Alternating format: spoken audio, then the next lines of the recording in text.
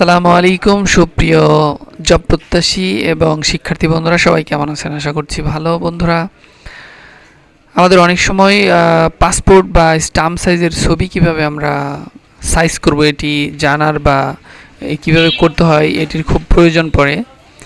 অনেক সময় আমাদের আইডি কার্ড তৈরি অথবা পরিচয়পত্র তৈরির জন্য আমাদের স্টাম্প সাইজের ছবি দরকার হয়। তো খুব সহজে আমরা কিভাবে স্টাম্প সাইজের ছবি তৈরি করতে পারি সেই টিউটোরিয়ালটি নিয়ে আজকে আপনাদের সামনে এসেছি।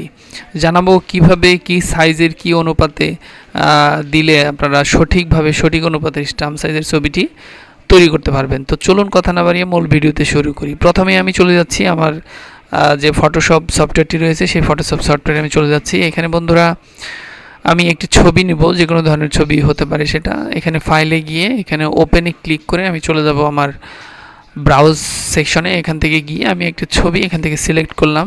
সিলেক্ট করে এখানে ডান দিকে ওপেন দিয়ে ক্লিক করলাম। আমার ছবিটি ফটোশপে ওপেন হয়ে গেল।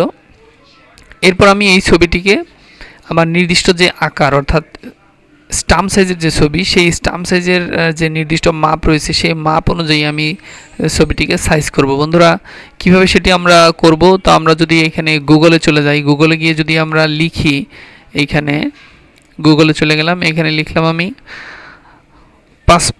Stump size photo size in pixel.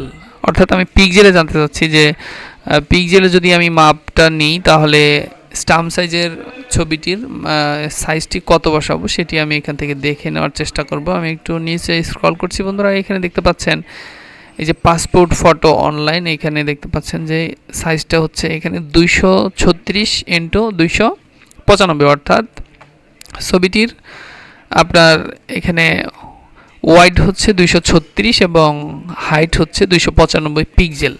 আমি এখান থেকে এখানে ক্রপ টুলে ক্লিক করে এখানে আমি উপরে দেখতে পাচ্ছেন এখানে একটি বার রয়েছে। এখানে অনুপাত রেশিওর জন্য এখানে wide into height into resolution দেওয়া আছে। আমি এখানে ক্লিক করে আমি এখানে ছবির অনুপাতটি বসাচ্ছি, যেটি আমি গুগল থেকে দেখে আসলাম। 200 আমি এখানে বসিয়ে রেখেছি সুবিধার্থে। 236 পিক্সেল, আপনার হাইট হচ্ছে 295 পিক্সেল, রেজলিউশন 300 দিয়ে দিলাম। এরপরে দিয়ে আমি এটিকে এখানে ক্রপ করে নিব এই সাইজটি দিয়ে।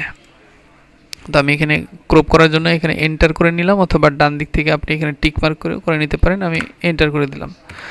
তো এটা হচ্ছে আমার কাঙ্ক্ষিত সেই স্টাম্প সাইজের ছবি। এখন আমি এটাকে কিভাবে প্রিন্ট করব বা একটি সাইজ করে অন্য পেজে নেব, আমি এখানে ফাইলে চলে গেলাম। ফাইলে চলে গিয়ে নিউতে ক্লিক করব। নিউতে গিয়ে আমি একটি A4 সাইজের পেজ দেব। বন্ধুরা, এখানে দেখতে পাচ্ছেন আমি A4 সাইজের পেজটি নিয়ে এখানে ক্রিয়েটে ক্লিক করে দিলাম। আমার নতুন একটি A4 সাইজের পেজ এখানে তৈরি হয়ে গেল। এবার আমি আমার যে কাঙ্ক্ষিত ছবিটি রয়েছে এটি আমি Ctrl+A দিয়ে সিলেক্ট করব এবং Ctrl+C দিয়ে কপি করে আমি এখানে এনে পেস্ট করে দেব।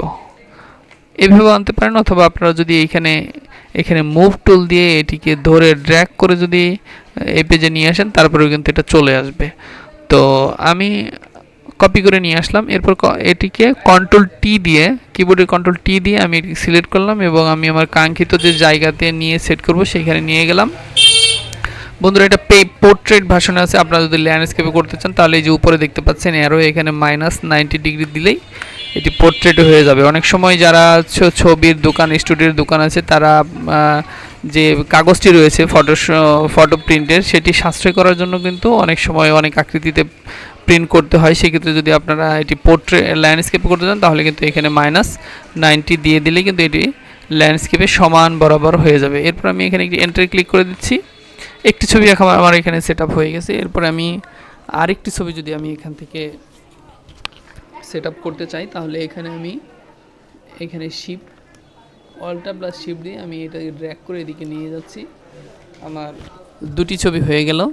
এবার আমি এটাকে অ্যারো দিয়ে আমার কাঙ্ক্ষিত জায়গাতে নিয়ে এটি আমি সেট করে দিলাম। বন্ধুরা, এই তো সুন্দর একটি স্টাম্প সাইজের ছবি কিন্তু তৈরি হয়ে গেল। এরপরে যদি আপনারা এখান থেকে প্রিন্ট দিতে চান, এখানে প্রিন্টে ক্লিক করে এখানে ছবিটি নির্দিষ্ট এরিয়ার মধ্যে বসিয়ে নিতে হবে যাতে প্রিন্ট কোনো জায়গা থেকে কেটে না যায়। এরপরে প্রিন্ট সেটিংয়ে গিয়ে এখান থেকে কাগজটি, যে কাগজে আমরা ছবিটি নিয়েছি এটি সিলেক্ট করে আগেই সিলেক্ট করেছি, তারপর যদি চেঞ্জ হয়ে যায় এখান থেকে A4 সিলেক্ট করে নিতে পারি। এরপর পেপার টাইপটা কিন্তু বন্ধুরা আমাদের ভালো ছবির জন্য আমার ইপসন প্রিন্টার এখানে প্রিমিয়াম গ্লসিটা দিতে হবে, যেহেতু ছবির কাগজটা গ্লসি। এরপর এখানে স্ট্যান্ডার্ডও রাখতে পারেন অথবা হাইও দিতে পারেন ছবির রেজলিউশন যদি ভালো করতে চান। আমি এখানে হাই দিয়ে দিলাম। এরপর এখানে গ্রে স্কেল দেওয়া ছিল, আমি এখানে কালার করে দিলাম। এখন জাস্ট এখানে যদি আমি ওকে করে দিই তাহলে আমার এটা কাস্টমাইজ করে সিলেক্ট হয়ে গেল। এরপর জাস্ট প্রিন্ট করলেই কিন্তু আমার ছবিটি প্রিন্ট হয়ে চলে আসবে বন্ধুরা। তো এইভাবেই আমরা একটি স্টাম্প সাইজের ছবি কিন্তু আমাদের প্রয়োজনের জন্য তৈরি করতে পারি, অথবা যারা স্টুডিও রয়েছে তারা কিন্তু এইভাবে ছবিটা তৈরি করতে পারি। তো এই ছিল বন্ধুরা আমার আজকের ভিডিও। আশা করি এই ভিডিওটি থেকে অনেকে উপকৃত হবেন। সবাই ভালো থাকবেন, সুস্থ থাকবেন। আসসালামু আলাইকুম।